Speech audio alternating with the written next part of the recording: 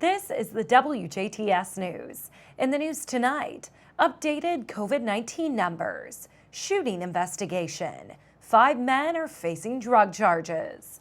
Also, Kurt Guxell will be in with sports. All this and more coming up on WJTS TV News.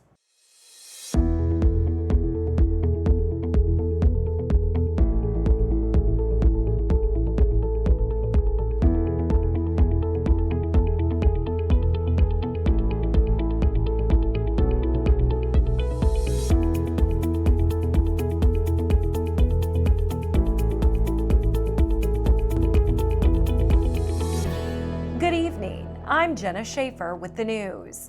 The DuBois County Health Department has confirmed 1 additional COVID-19 related death and 2 additional cases. This brings the county's total to 248 positive cases and 6 deaths. Local health officials are working closely with the Indiana State Department of Health to ensure that close contacts of the patients are identified and monitored. Everyone who may have had an exposure risk is being notified so that proper infection control procedures can be followed. These newest cases are in isolation. Out of these 248 positive cases, we're told that 196 have recovered. This means that they are out of isolation and are reporting as feeling well. As always, remember to practice social distancing. Wear a cloth face mask whenever out in public and wash your hands frequently with soap and water.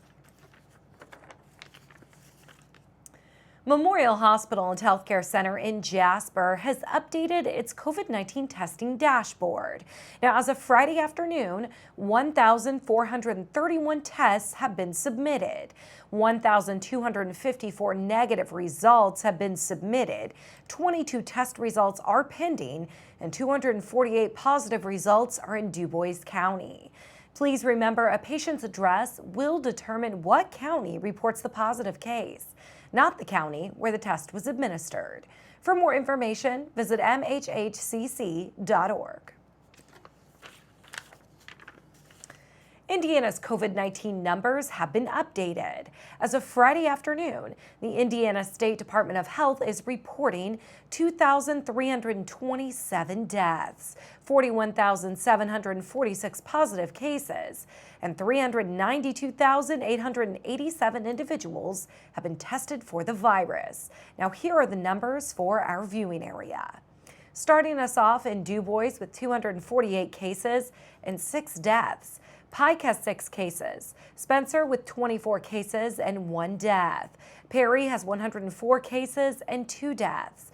Martin with 20 cases. Davies has 129 cases and 16 deaths. Orange has 132 cases and 23 deaths. Knox with 40 cases. Crawford is 27. Posey with 23. Lawrence has 187 cases and 24 deaths. Gibson has 25 cases and 2 deaths. Warwick has 178 cases and 29 deaths. And Vanderburgh has 337 cases and 6 deaths. To see a map of cases by county, head to in.gov/ISDH. Indiana State Police are investigating a shooting in Marengo. On Wednesday morning at around 2:30 a.m., Indiana State Police investigators were contacted about a shooting that occurred near Jefferson Street in Marengo. Investigators say that 42-year-old Jason Hilsheim was at the residence of Danny Eson Jr. in Marengo. Hilsheim then got into a physical fight with a female. The fight ended on Jefferson when Eson fired several shots, with at least one of the shots striking Hilsheim. Hilsheim was transported to the University of Louisville Hospital via Air Methodist helicopter. Now, this is an ongoing investigation. 5 men are facing drug charges in Spencer County. Sheriff deputies were called to a Hatfield residence on Monday afternoon to the report of suspicious activity. After finding and talking with the male subject in a vehicle, deputies asked for help from the Indiana State Police and Rockport Police Department. 4 other males were found inside a nearby garage and didn't have permission to be at the residence. Later, while executing a search warrant, police found drugs as well as paraphernalia. All suspects were arrested without further incident and transported to the Spencer County Law Enforcement Center. Shiloh Bigness of North Vernon is charged with possession of a Scheduled I controlled substance, paraphernalia, and marijuana, and for visiting a common nuisance. Dustin Emery and David Crockett, both of Richland, Jonathan Smith of Rockport, and Michael Day of Boonville, are charged with possession of methamphetamine, paraphernalia, and a hypodermic syringe, and for maintaining a common nuisance. A Jasper man was arrested on drug charges after a traffic stop. On Thursday evening, just after 8:30 p.m., Jasper police officers stopped a 1998 Dodge Durango because the driver, who was 31-year-old Andrew Jones of Jasper, was not wearing a seatbelt. It was soon found out that Jones was driving as a habitual traffic violator. Jones was later found with marijuana, drug paraphernalia, and a controlled substance.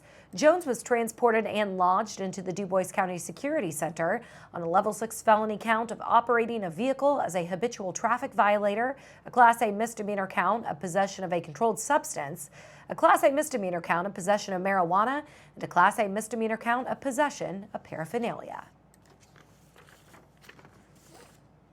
A Washington police department is utilizing a new app to keep their community informed. Recently, the Washington Police Department joined the Neighbors by Ring app. This is an effort to reduce crime in the area. This app will allow the Washington Police to inform the community of real-time crime and safety events. The Neighbors by Ring app also allows the user to see something or share something directly with Washington Police. Ring devices are not required to participate, as anyone with a camera system can upload content to the Neighbors app. The Washington Police Department is asking the community to download the app to their phone and to call the Washington Police Department at 812-254-4410 to report any criminal or safety issue. Although some restaurants are starting to reopen their doors, many Hoosiers are eating at home more often. In some cases, this is causing a financial strain on families due to reduction or loss of income. To help with this, Purdue Extension educators on Perry, Posey, and Spencer counties are teaming up to host a free webinar on food budgeting and meal planning. Megan Jasperson and Kristen Lowry will share research-based information intended to help individuals get the most from their food dollars, plan nutritious meals, and reduce food waste. The webinar takes place on Zoom on Wednesday, June 24th from 12 to 1 p.m. Central Time. For more information about how to view the webinar on Zoom, head to our website at WJTS.tv. The session will also be recorded for viewing after it airs and can be found on the Purdue Extension Perry County Facebook page and the Purdue Extension Spencer County Facebook page. For more information, contact Megan Jasperson at mjaspers@purdue.edu. A new group is being created to help troubled youth of Northeast DuBois schools. Still in its early stages, this new group is starting a mentorship program in the Northeast DuBois School District for students who may have a troubled home life or something that may be causing issues for them in school. Former teachers, firefighters, police officers, as well as other adults would come interact with the student to try and get them out of their own personal rut and on a healthy path. While the group is still in its infancy, those involved are excited to help those in need.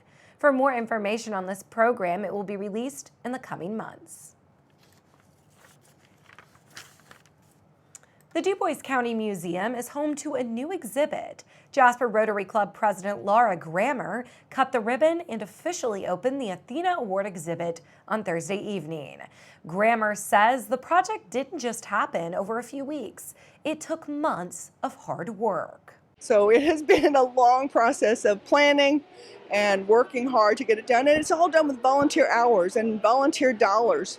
So it is truly a labor of love. The president also tells us it was amazing to see such an immaculate idea come to life. You know, it has been so exciting to see an idea from an 18-year-old student come to fruition in such grandeur. The brains behind the project is recent Jasper High School graduate Grace Truesdale. Truesdale explains how the idea came about. It's just funny because it actually started right as I broke up with my boyfriend and I needed something else to fill the time. So, like randomly, whenever my Spanish teacher was like, okay, who wants to lead this project? Without even knowing what it was, my hand just shot up, and that was almost 3 years ago, and then we're just now finished with it. The student says she hopes the exhibit will honor the women of Du Bois County and recognize them for their accomplishments in years to come. I mean, I'm a huge fan of our city, Jasper, so I would love to kind of leave my footprint here somewhere. If I don't, I've always wanted to like travel the world, come back, just always do something for our community and to have these women represent us and really showcase that out there, it does mean a lot to me. Grammer says giving the women in this community this spotlight is incredibly important. You know, I think having women finally have a spot that is theirs, not just one day on one night at an Athena Awards banquet, but forever are going to be here. And people will know that there are women in Du Bois County who did amazing things and accomplished amazing things for our community.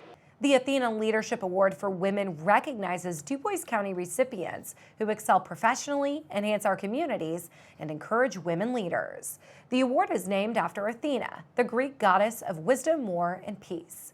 To learn more about the Athena Awards, head to athenainternational.org. To see a list of COVID-19 precautions and museum hours, visit DuBoisCountyMuseum.org. And we'll take a look at your weather forecast when we come back on 18 WJTS.